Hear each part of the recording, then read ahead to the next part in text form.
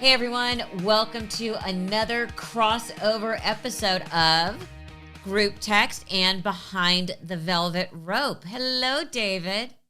Hello. The crossover is in the house. What's going on, Not a Melissa? lot. I see in the background you're in your new apartment. I am. I'm in New York. I'm sorry I couldn't be in LA this month.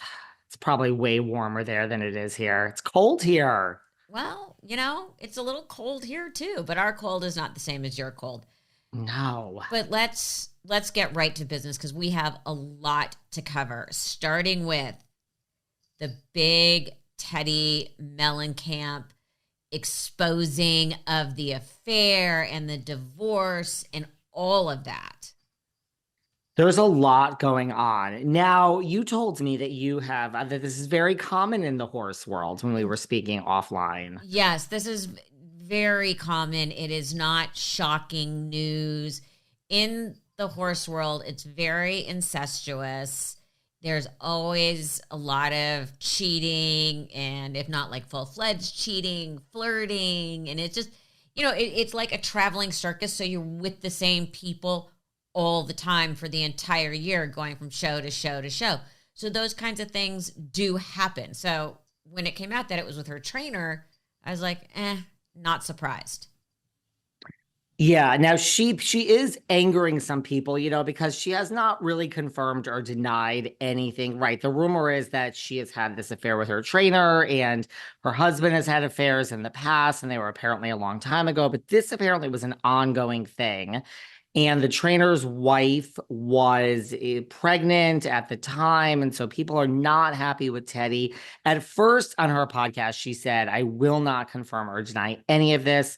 She just put out a statement. Basically, this is like hot off the presses, probably a day old by the time everyone hears this on my and your show. But she just says the only person who can change your life is you. And we have two options: pretend to be a victim or fight for yourself.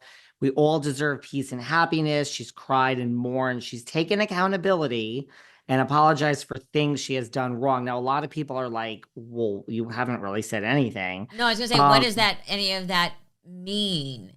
Like, yes, Nothing. it happened. No, it didn't happen. See, I hate when people try and thread the needle like that because you just create more questions. Like, what does that mean? There's a lot of questions on this one. And she does then go on to say she's decided not to pander to the media and tell her side of the story because of the big scheme of things. Clickbait means nothing. And of course, three sides to every story. So I don't really know if we needed this, like you say, word salad, this says nothing statement. What is this supposed to mean at all? I'm guessing it means she felt like he cheated. Maybe it was substantiated. Maybe it wasn't. I don't think she's denying something happened with her trainer. I'm going to read that as there's more to the story because everyone's fixated on that she was pregnant. And I think there's more to that story. Maybe they were separated. We don't know. We don't know. But I do think the affair did happen. I'm going to go with that just because I know the culture of the horse shows. I would think so. And it's turning ugly. This is not going to be like Kyle and Mauricio, who are separated, who are probably not going to get divorced anytime soon. She at first said, like, I understand it. He's going to see the kids and all I care about is the kids. And she's still saying that, but she has gone back to court and amended that she now wants sole custody, which nothing has really changed except for all the online drama. Like, nothing has changed since she filed originally. So I think this is going to just be an ongoing thing. Well, changing from joint custody to primary sole custody is different. But I mean, like, to get to that point, nothing has, I don't think she's found out anything, at least in the public eye. I just think she's got a lot of public discourse, so to speak. And for all we know, they're doing that just for how the estate is being broken up. It might just be cleaner to do it that way than start factoring in child support and percentages. It might be just that simple that they're just like, this is going to be easier. And I don't think she's going to stop Mauricio from seeing the kids. I don't think there's that kind of stuff at all. Edwin. you know. I've confused you with Kyle and Mauricio. Well, you know what it also is like it's like a bigger question of like, is there an obligation? You have a podcast, I have a podcast, she has a podcast. Like, I think the question is like, do you have an obligation if you're a podcast host and you talk about, she talks about housewife drama on her podcast. She is a housewife. Do you then have an obligation to talk about yourself? Or because it is the same general subject matter that you have no problem talking about when it's someone else, or is there no obligation? You do have a right to a private. I find that conversation, granted, you and I can do an entire podcast just on that, Yeah. but right? That's an existential question to ponder. Because I don't know, I think if you're talking and honest about yourself, that's makes for a better podcast, and I guess that gives you the right to then talk about other people, but I don't know. It's all too much. And speaking of too much, it just keeps coming. The housewives keep coming.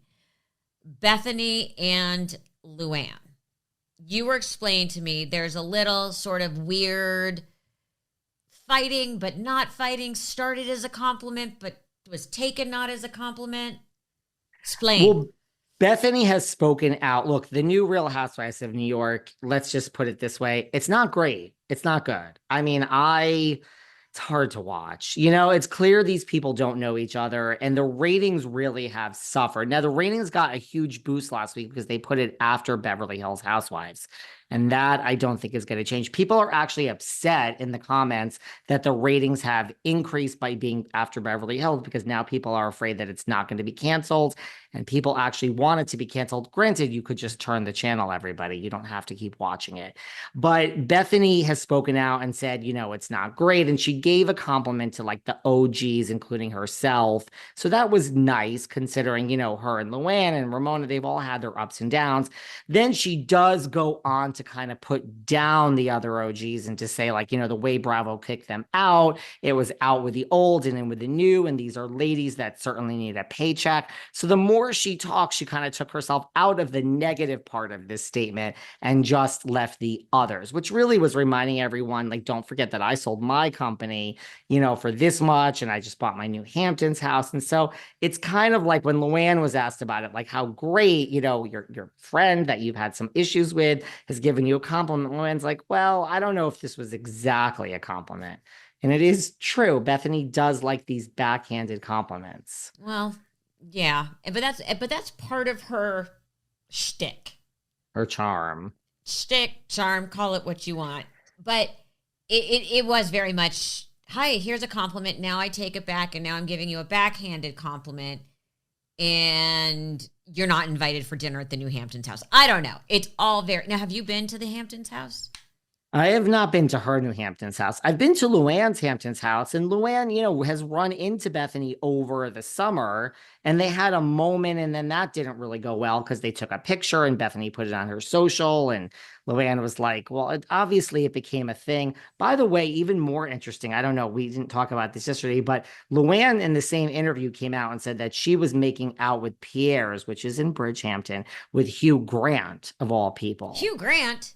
This is what Luann says. And wait, so who? Wait. Who was making out with Hugh Grant? Luann. Luann says that. Yeah. Luann claims she was making out with Hugh Grant, but wasn't she also the one that claimed she was making out with hottie captain? What's his face? Captain Jason. Yeah, she's claimed some stuff about him too. Okay, so Hugh Grant then came out and said. Well, he has responded and said, now this is all in the past, but he has said today, just a day later, steady on. I do remember meeting a charming RHONY in a restaurant. He spelled RHONY wrong. I can't believe he even knows what a RHONY is, but I'd like to stress it was about 15 years ago. I don't recall shots or kissing, but her memory might be better than mine. Okay. Is this just the British gentleman way of saying, maybe. I have no idea what this woman is talking about? Well, but he's saying... 15 years ago, could have, maybe. I was single. I now have 5 kids, and I went to the Taylor Swift concert with my daughter. That's what I'm reading. That's what I'm hearing. Okay. I love how you bring Taylor Swift into everything, Melissa. You just find a way, don't you? But they all went to the concert. His social about that concert was hilarious. And I follow like anything Hugh Grant does because he is so cranky and so crabby and so funny. I just saw a clip of him talking about his pet peeves and it was hilarious. But I remember his post was hilarious about like, thank you for making this old man have a good time. Taylor Swift brings out the joy in everyone, doesn't she? She does. She does. But let's stay on Housewives. And I quote you about Beverly Hills. This is the season of Dorit, and she is, and I'm quoting you, coming in hot. She is coming hot. Apparently, she's going to be hot all season. This is the season of Dorit. This meme has gone viral. There was a scene at the end where she is driving down Laurel Canyon. Apparently, she was being chased by paparazzi because it was like right after her announced that she was splitting from PK, and she lights up a cigarette. Now, I am not a smoker. I find smoking it's not my thing in any way, shape, or form. But she takes this long cigarette and I've never seen someone smoke so elegantly. And this has become a meme that, because a lot of these housewives do smoke and they don't smoke on air. Like Luann smokes, Teresa puffs every now and then. They don't do it on air though. So the audience has gone crazy. Like she has actually figuratively and literally come in hot. But yes, she is not taking it from Kyle this season. And she is just like, our friendship is fractured and I don't want to hear it. She's meeting the new housewife within 3 seconds. She's like, great. I'm Dorit. I'm going through a separation and my husband is an alcoholic. So it's very nice to meet you. It's just, right? See, it's funny, right? Like you didn't even see the scene and you're laughing. This is truly how it is. And so I'm so here for it. I am so here for this season of Dorit. I am alive. I am awake. I am happy. Do we think this is going to be her last season? Maybe she's got this master plan in her head and she's like, fuck it. I'm going big. No, but a lot of people think that look, I think she was pulled aside and said, like, this is going on in your life.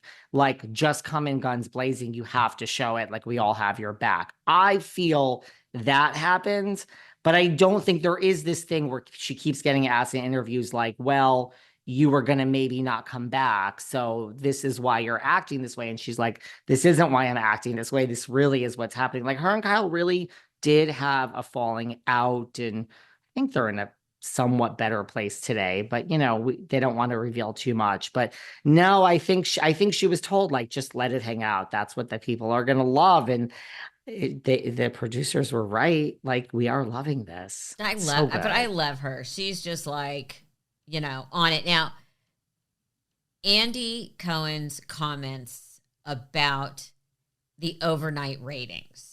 What was that? Well, he says, so a lot of people housewife ratings in general are down. Even Beverly Hills is down a little bit, but it actually did way better than everything else. He's saying that the overnight ratings don't really count. Like, don't count out. I'm always like, but if you're comparing apples to apples, yes, everything increases in playback, right? Ratings. You used to wait for the overnights. Then with TiVo, it became what they called live and then live +3 because they figured that people were going to watch within 3 days. Now with streaming, nobody actually knows what has done well and what hasn't. And a lot of things are out for a while and then become really popular. Nowadays, it is so impossible to figure out ratings because there's so many different ways. And then you get the streaming and then maybe something has been out for a while and people find out about it and suddenly goes from not known at all to a huge hit. So I think kind of what Andy is saying is right. There are no more apples to apples. It's almost like let's throw everything against the wall and see what sticks. Because when was the last time you watched something in real time and with commercials? Like, I think maybe it seems like decades. Yeah. I don't even have a TV. I don't want a TV. I watch everything on my computer. People that come to one of my friends came, speaking of my New York house, someone came over the other day, my friend, for the first time, and she was like, "Where's your TV?" I like the third person to come over to ask me where my TV is. I'm like, that's the strangest thing to notice. I don't have one. I don't want one. Okay, There you go. I love my TV, and you can always mirror stuff, and there's something about the picture quality and the sound, and I don't like watching things on my iPad. That's a lot of people say that. Yeah. Yes. Okay, we digress. We digress. Okay, you're in New York, and who is the most talked about guy in New York? Diddy. Mm-hmm. They found letters in the jail cell that he wrote legal on them, but then they actually weren't attorney-client privilege. And it was about, now tell me if I'm wrong, trying to bribe the victims' families and find dirt on the victims. So he was writing these note to self, to talk to his lawyer about these things. Yeah, that's how I took this too. And they were thrown out of court. I guess they were trying to get them to be protected or somehow to be like attorney-client privilege. And the judge was like, I want no part of this. Like, why you're writing the word legal on top of these and writing yourself these notes. I mean, it's that hard to remember this. It's kind of a basic thing. Or at least write it in code. So it doesn't make sense to anyone but you.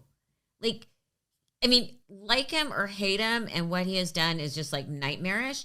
He's not stupid. And this, to me, is flat out stupid. Right. And I think the bigger thing is like, it just shows like he's not rolled over. Like he is just, if you're accused of all sorts of things, now, shouldn't you just be on your best behavior? I mean, I understand you're like fighting for your life, so to speak, but I mean, I think that's the thing too. It's like you're still scheming and plotting and just doesn't seem like anything has changed. I mean, I know he's only been in there. But also one of the reasons they denied bail, the story was because they were worried that he was going to do this. Yeah. So I cannot, there is a disconnect here that does not make sense to me. And bail was just denied again. I don't know how recently, like a week or probably, but bail was denied again. So yeah, I mean, his family is, sending a unified message that they're standing by him, but I don't really know where this goes. I don't really see any way that this is going to end. Like, I mean, I don't know. At this point, it's just think of a new strategy. I don't know. I'm not a legal mind, but I think if he was my client, I would say stop writing shit down and shut up. But that's just me. Sometimes you look at people and go, silence is your friend. And you have to wonder, like, are the lawyers just like, hey, we have a new cash cow here. Let's just keep milking it. Like, I would just be like, look, it's over. We have to start thinking of like mitigating all the damage and time that you're going to do because we have to give in. Yeah. Wave the white flag at this point. Yeah, get the best deal you can. Yeah. So big memoir just dropped. Cher. And she's calling it part 1. But she is revealing a lot of interesting personal things. Starting with, you would always assume that she always left all the men she was with. Like she was the one that broke all of their hearts. It turns out there was one that left her and she was very upset. Val Kilmer. Yeah, I can't remember like when she dated him in relationship to all the others, like Gene Simmons and Greg Allman. Well, one of the things she talks about was he was so much younger than her. So it had to be, I think she said he was in his 30s, early 30s when they dated, and he's in his late 50s now. So, right. But I thought you wouldn't expect that name to come up again.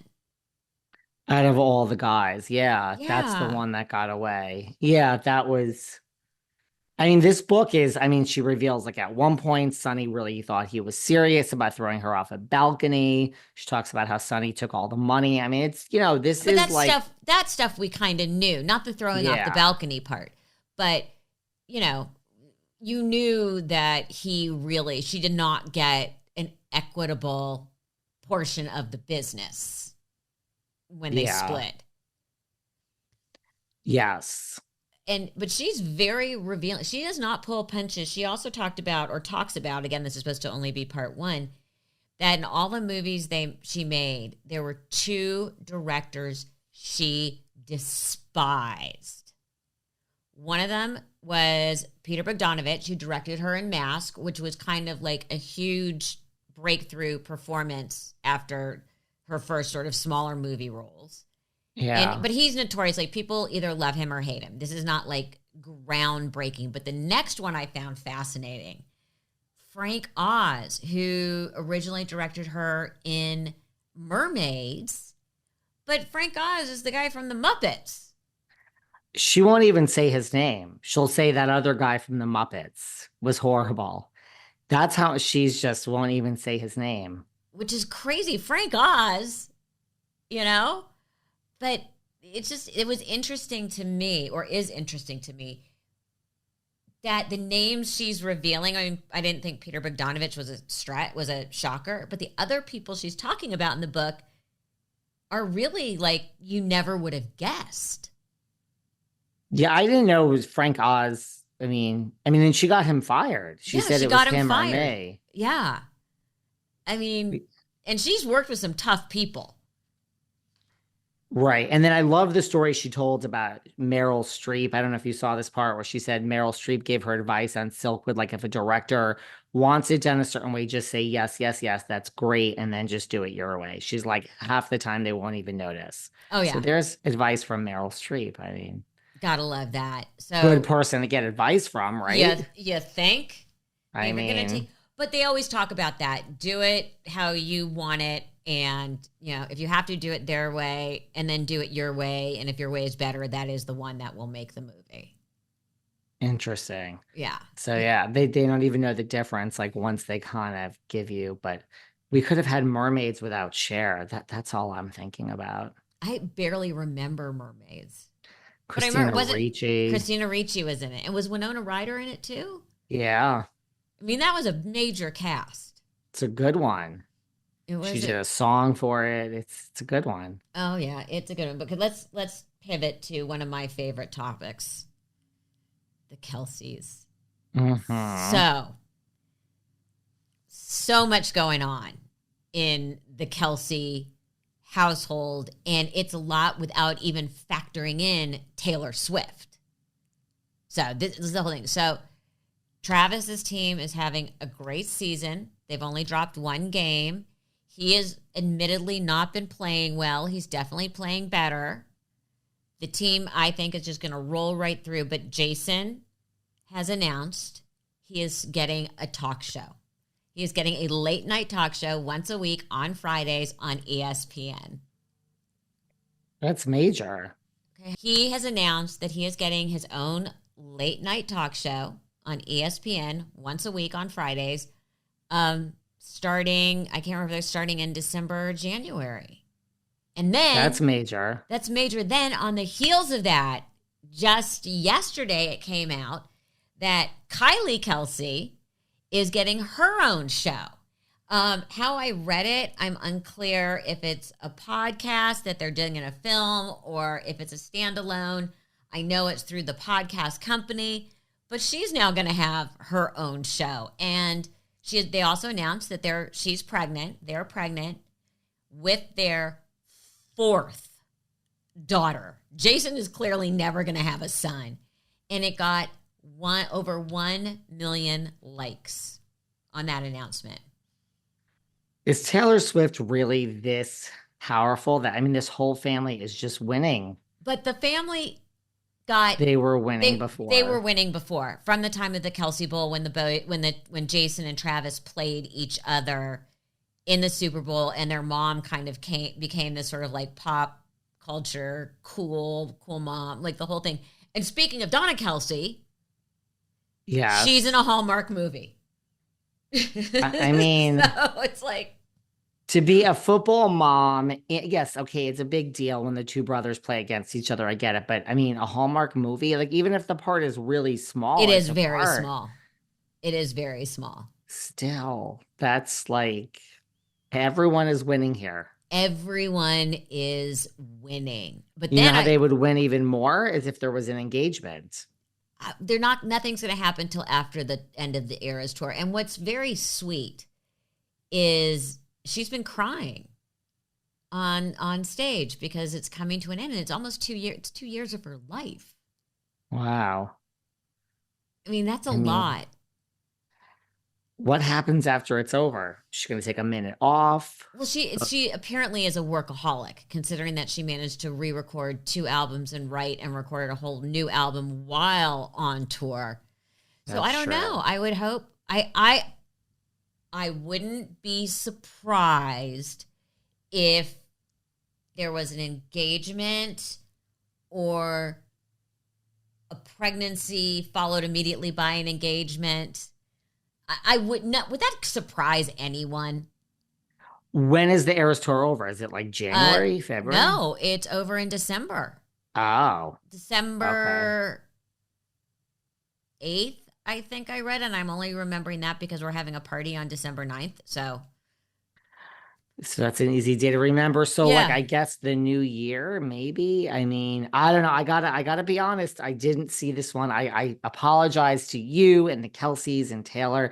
I didn't see this one go in the distance when this tour started. You know, I did not. There will not be any kind of an announcement till after the Super Bowl, for sure. Right. You know, they're not.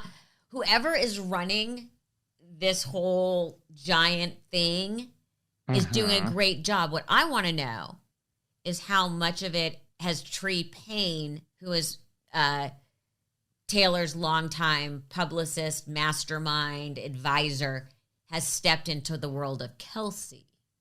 Because it's all just so interwoven and well.